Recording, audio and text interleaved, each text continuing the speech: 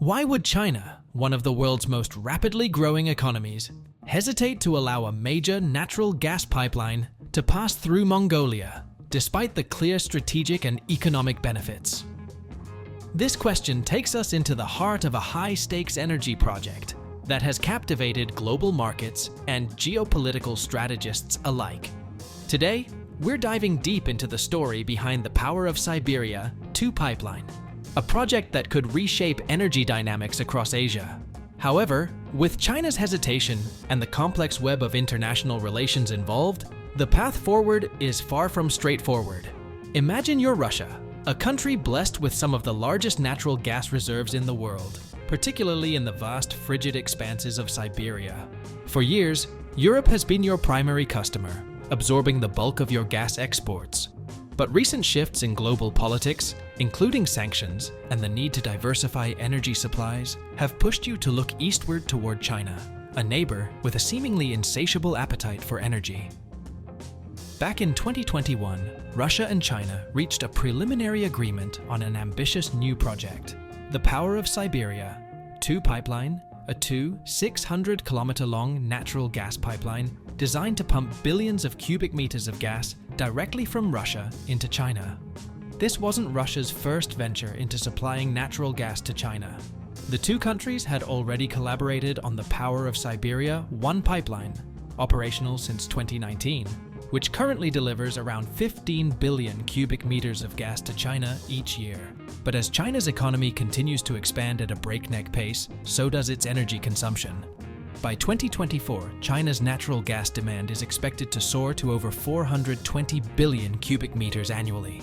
The Power of Siberia 1 pipeline, while significant, simply can't keep up with that level of demand. So, the solution seemed clear. Build a second, even more ambitious pipeline, Power of Siberia 2, to supply an additional 50 billion cubic meters of gas each year.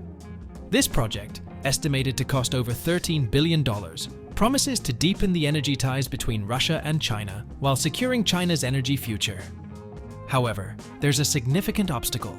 The proposed route for this pipeline runs through Mongolia, and that's where things start to get complicated. While the Mongolian route might seem logical, after all, it's a direct path between Russia and China. China has significant reasons to be wary. Mongolia, strategically positioned between Russia and China, has been increasingly aligning itself with Western countries like the United States and the United Kingdom. This shift has raised eyebrows in Beijing, which fears that Mongolia's growing ties with the West could pose a serious risk to the security of such a vital energy project. The concern isn't just theoretical. Imagine this: the pipeline is built, gas is flowing, and then Mongolia experiences political instability or comes under pressure from its Western allies. Suddenly, that crucial gas supply could be at risk of disruption, or worse, be cut off entirely. For China, which is highly dependent on stable energy supplies to fuel its growth, this scenario is a potential nightmare. Adding to the complexity, Mongolia would likely charge significant transit fees for the gas passing through its territory, potentially increasing the overall cost for China. And if political tensions between China and Mongolia were to flare up, there's the possibility that Mongolia could hike those fees even further, making the gas prohibitively expensive. Given these risks, China has proposed an alternative route for the Power of Siberia 2 pipeline. Bypass Mongolia entirely and instead run the pipeline through Kazakhstan. Beyond the immediate economic considerations, the Power of Siberia 2 pipeline is about something much bigger: energy security. The United States and its allies, including India, have frequently conducted military exercises in the Indian Ocean, showcasing their ability to potentially block China's energy lifeline if conflicts were to arise.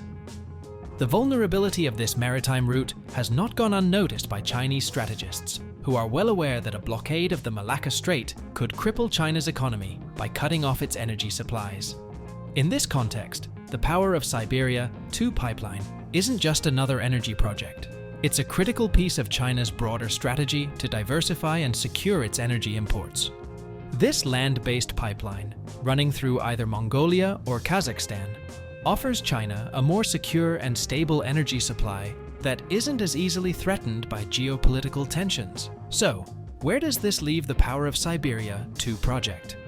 As of now, the project's future remains uncertain, with ongoing negotiations between Russia, China, and the potential transit countries.